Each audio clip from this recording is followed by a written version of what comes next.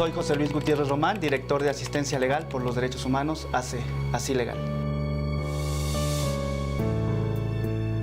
Bueno, como director de esta organización de la sociedad civil, soy el encargado de hacer el enlace entre las organizaciones y las redes con las que Así Legal trabaja en tres ejes muy puntuales. El primero es acceso a la justicia, el segundo tiene que ver con temas de prisión preventiva y el tercero con derechos sexuales y reproductivos. Estos tres temas están combinados todos en beneficio específicamente de las personas privadas de libertad, y dentro de los grupos de personas privadas de libertad trabajamos con mujeres, indígenas y personas de la diversidad sexual. Bueno, desde su creación, Así Legal ha empezado a llevar acompañamiento de casos de personas indígenas acusadas, digamos, por diversos delitos en estados como Guerrero, Oaxaca, Chiapas y Distrito Federal. Cuando iniciamos la organización en 2006, identificamos que había un gran número de personas indígenas que habían o que estaban privadas de libertad y que habían tenido sentencias condenatorias sin ni siquiera haber tenido un intérprete y traductor. Eso llevó a que en la organización empezáramos a identificar cuál es la problemática y empezar a capacitar a las personas indígenas privadas de libertad para que conocieran sus derechos. Empezamos a capacitar a operadores de justicia de los estados de Oaxaca, Guerrero, Chiapas y Distrito Federal.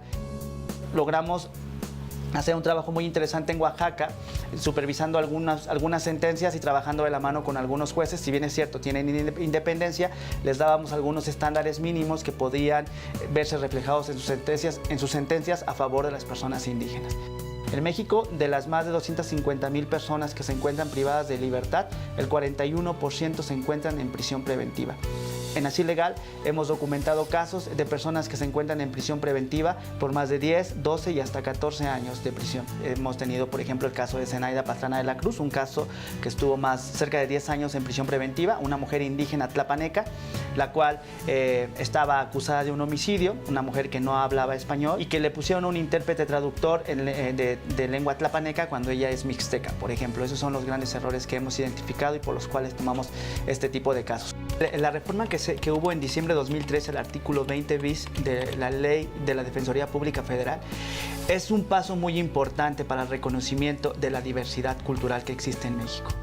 Es también una de las obligaciones que tiene el Estado mexicano en el tema de la armonización de los estándares internacionales.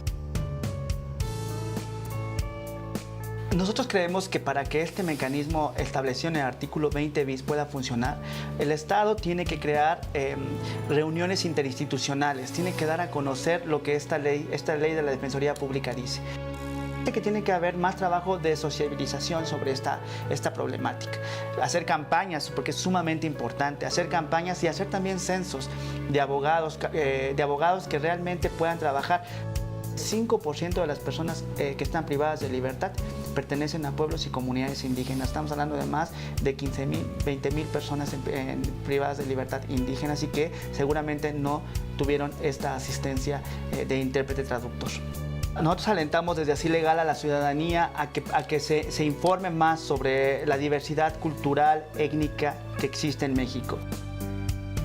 Es importante que como personas de la sociedad civil nos involucremos y nos interesemos más en lo que está haciendo el vecino, en cómo podemos ayudar, a estas personas indígenas, en dejar de estigmatizar, en darnos cuenta que uno de los principales problemas que tiene nuestro país es el sistema de justicia, y no porque veamos que alguien lo detuvieron y lo pasaron en televisión quiere decir que ya es culpable. Que seamos respetuosos del principio de presunción de inocencia.